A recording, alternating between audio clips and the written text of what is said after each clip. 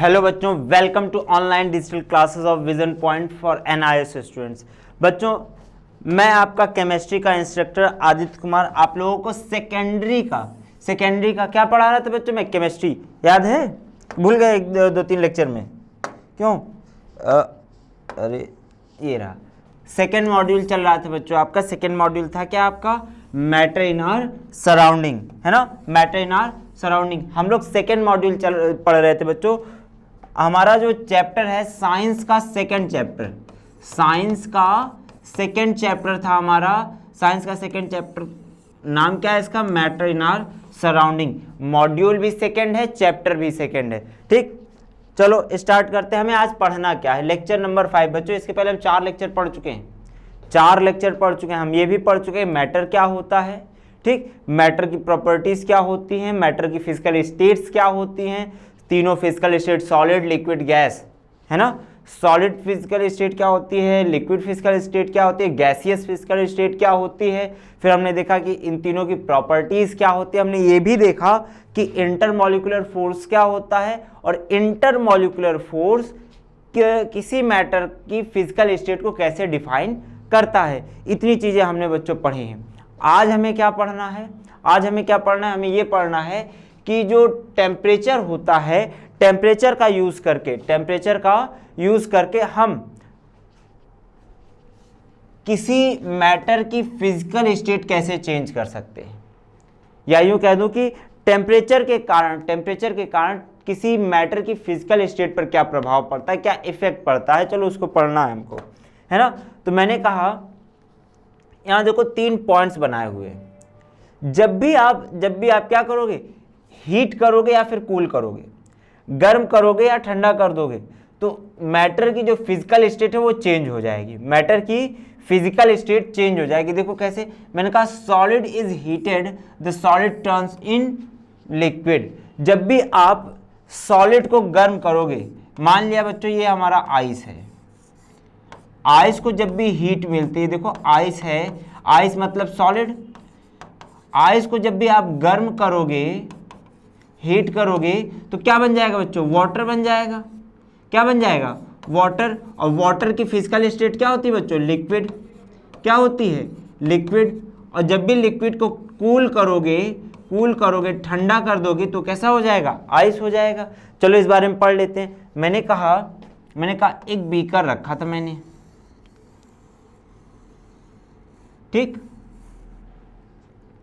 मैंने कहा ये हमारा एक सॉलिड है, ठीक। क्या लिखा है बच्चों यहाँ पर? सॉलिड। मैं एक बार फिर से लिख दे रहा हूँ सब, क्योंकि बड़ा धुंधला आ रहा है इसमें। तो सॉलिड है, इधर मेरा है लिक्विड दिख रहा है आप लोगों को, लेकिन फिर भी लिख देता हूँ LIQUID। और यहाँ लिखा हुआ गैस, ठीक। क्या लिखा है बच्चों? गैस। तो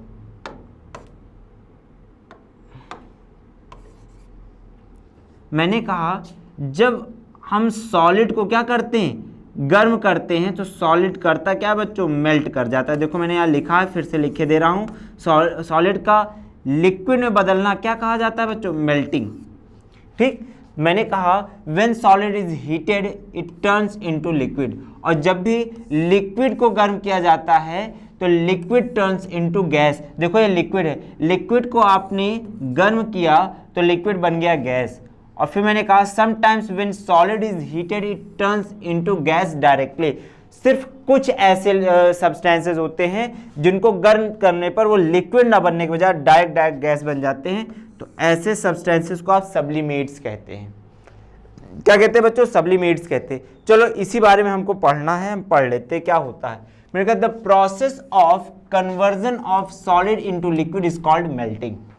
मैंने कहा था बच्चों अभी कुछ देर पहले कि सॉलिड को जब भी आप गर्म करेंगे, तो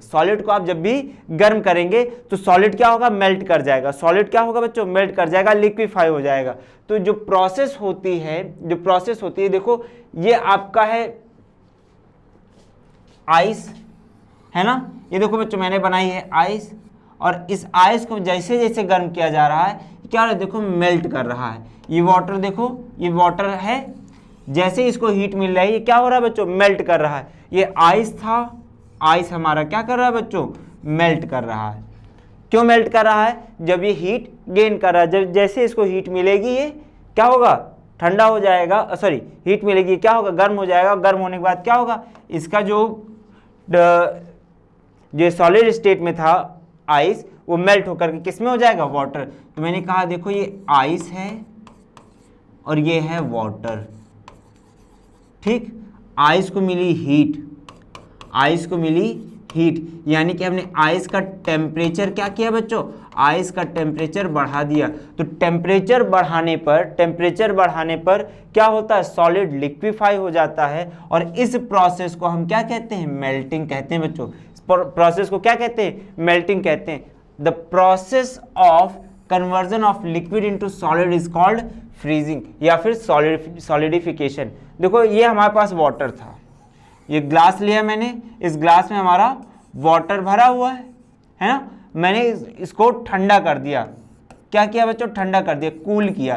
तो जैसे ही मैंने इसको कूल किया, क्या बन गया, ये आइस बन गया। देखो बच्चों ये आइस बन गया, तो आइस है सॉलिड, आइस है सॉलिड, और वाटर क्या है बच्चों, लिक्विड।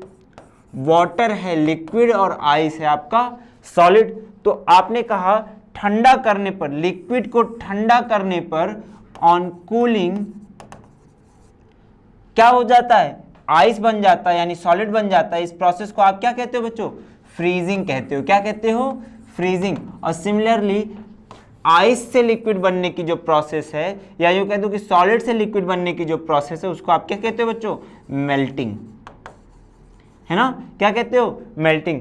आपको आइस से वाटर बनाना हो, या यूं कह दो कि सॉलिड से लिक्विड बनाना हो, तो आप करते क्या बच्चों, टेम्परेचर इंक्रीज करते हैं, और कूल करने के लिए आप क्या करते हैं बच्चों, टेम्परेचर डिक्रीज करते हैं। सीधी सीधी बात है ना, टेम्परेचर क्या करते हैं बच्चों, डिक्रीज करते हैं। आगे देखो, मैंने कहा the process of conversion of liquid into gas is called vaporisation. क्या कहा बच्चों मैंने, वेपोराइजेशन।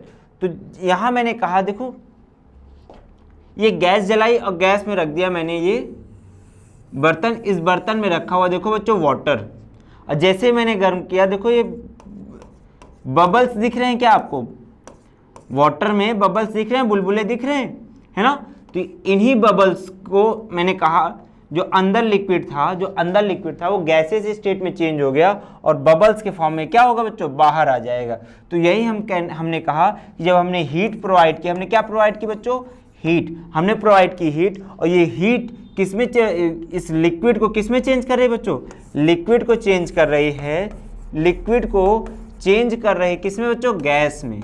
किसमें चेंज कर रही है, गैस में। तो लिक्विड का गैस में चेंज होना, लिक्विड का गैस में चेंज होना, इसी को कहते हैं बच्चों वेपोराइजेशन, ठीक। वेपोराइजेशन, यहाँ वेपोराइजिंग लिख दिया, वेपोराइजेशन, ठीक। और गैस का लिक्विड में चेंज हो जाना, गैस को जब आप ठंडा कर देंगे वापस, तो क्या बन जाएगा बच्चों, क्या बन जाएगा, लिक्विड। इस प्रोसेस को आप कहते हैं बच्चों कंडेंसेशन, कंडेंसेशन। तो बात आती है, the temperature at which liquid turns into gas is called boiling point.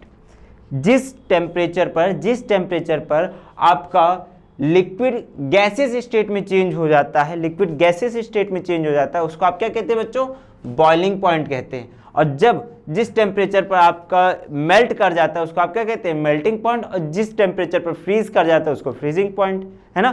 Freeze करने का मतलब सॉलिड बन जाना, मेल्ट करने का मतलब लिक्विड बन जाना, और वेपोराइजेशन का मतलब गैस हो जाना। यहाँ देखो मैंने एक एग्जाम्पल दिया आपको गैस में चेंज होने का। कंडेंसेशन का एक एग्जाम्पल देखो, ठंडी ठंडी बॉटल निकालो और उसको जो है आप बाहर रख दो। जैसे ही आप बाहर रखते हैं तो बॉटल के ऊपर देखो ऐसे ड्रॉपलेट्स, वाटर ड्रॉपलेट्स मिलने लगते हैं। क्या, ये ढेर सारे जो वाटर ड्रॉपलेट्स मिले, ये वाटर ड्रॉपलेट्स कहाँ से आए, जो आपके एटमॉस्फेयर में एयर है, एटमॉस्फेरिक एयर जो है, उस एयर में जो वाटर वेपर डिजॉल्व है, वो जैसे ही ठंडी पाता है ना, जैसे ही ठंड पाता है, जैसे ही कूलिंग उसको मिलती है, वो जो गैस है वो लिक्विफाई हो जाती है, यानी क्या हो जाती है बच्चों, कंडेंस हो जाती है।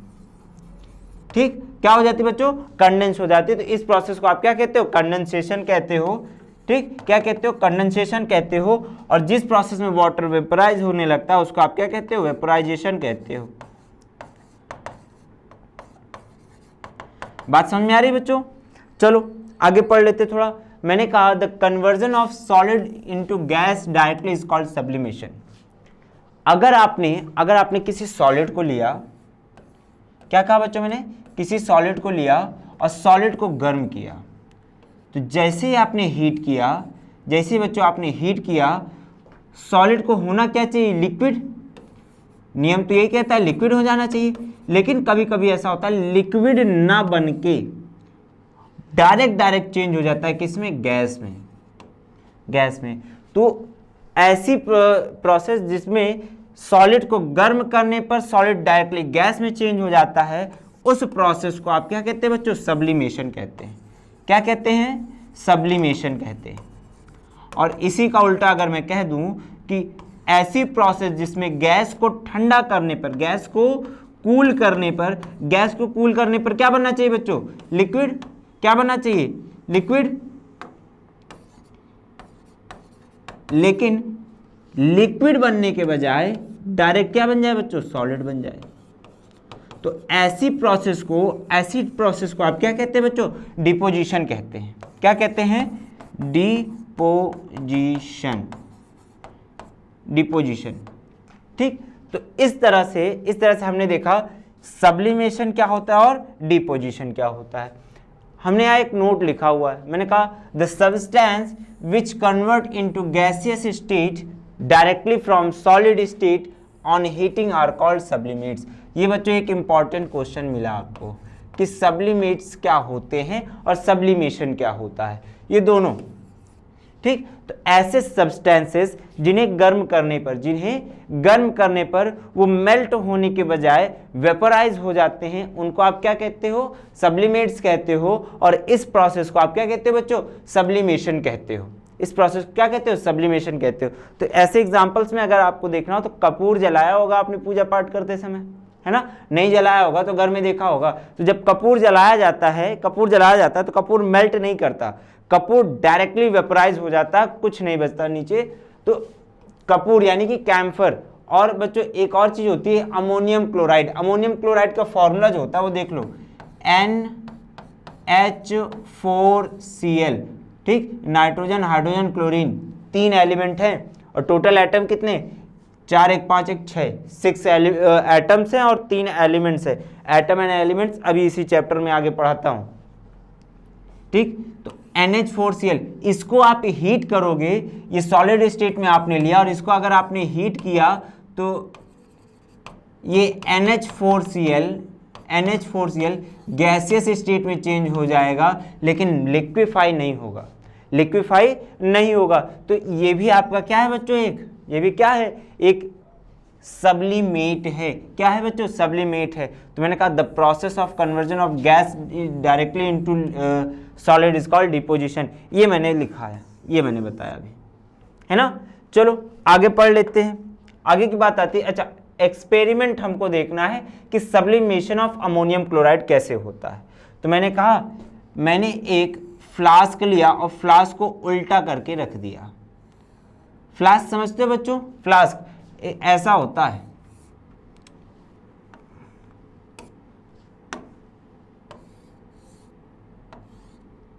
कोन टाइप में, है ना, कोन टाइप में। तो मैं सॉरी उल्टा बनाया मैंने, सीधा देखो। ये ऐसी चीज आपने देखी होगी स्कूल लैब में, केमिस्ट्री लैब में। तो इसे क्या कहते हैं बच्चों, फ्लास्क कहते हैं। क्या कहते हैं, फ्लास्क। तो जो फ्लास्क है, मैंने कहा एक फ्लास्क में मैंने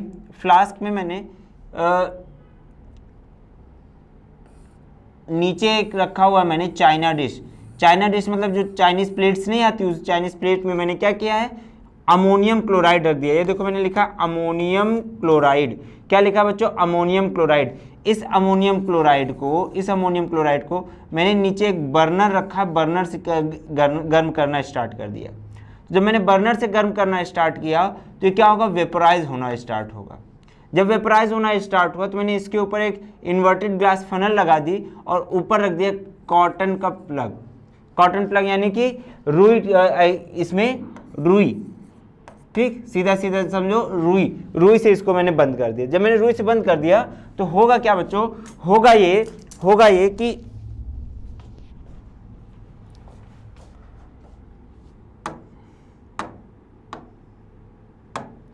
यहाँ पर आपका यही कैम्फर जो यहाँ पर से वेपराइज हुआ है, सॉलिड से क्या हुआ है, वेपर बना है, वापस यहाँ जा कर के सॉलिडिफाई हो जाएगा, है ना, सॉलिडिफाई हो जाएगा।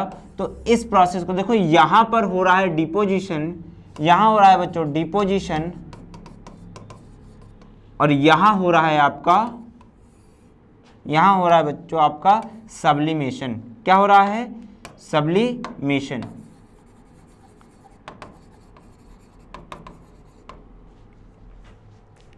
ये पूरा आपका जो डायग्राम है, इस डायग्राम को एक बार फिर से समझ लेते हैं।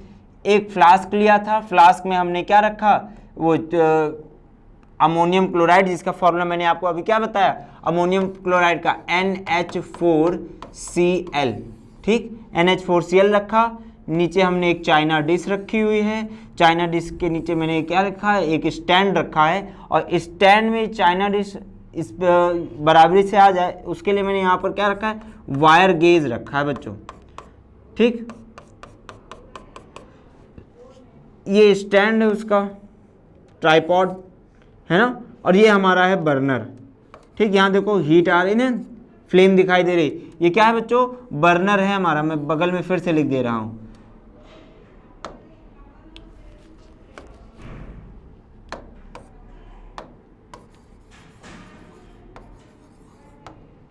ठीक, वायर गेज है, और हमारा ये ट्राइपॉड स्टैंड है। मैंने कहा vapours of ammonium chloride, ammonium chloride का ये वेपर जो मैंने रेड कलर से दिखाया हुआ है,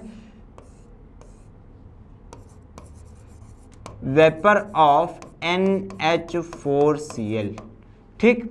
और यहाँ मैंने लिखा हुआ है देखो अमोनियम क्लोराइड, यहाँ पर भी आकर के थोड़ा चिपक जाएगा। और देखो ये रहा कॉटन का प्लग, यानी कि मैंने उसका जो निप है, जो ओपन था, ये जो ओपन था, ओपन है ना बच्चों, यहीं पर मैंने कहा कि बाहर ना जाने पाए, तो इसके लिए मैंने रुई लगा दी, ठीक, रुई लगा दी। तो रुई को जब आप निकाल के देखोगे तो रुई में क्या होगा बच्चों, रुई में होगा आपका जो कैम्फर है वो वेपोराइजेशन के बाद जो वहाँ पर सॉलिडिफाई हो गया है, वहाँ पर जाकर क्या होगा बच्चों, स्टोर हो जाएगा। तो ये था आपका एक छोटा सा एक्सपेरिमेंट, इसको आपको समझना था। और ये जो आज का सेशन है बच्चों, यहाँ पर हमको खत्म कर रहे हैं, ठीक।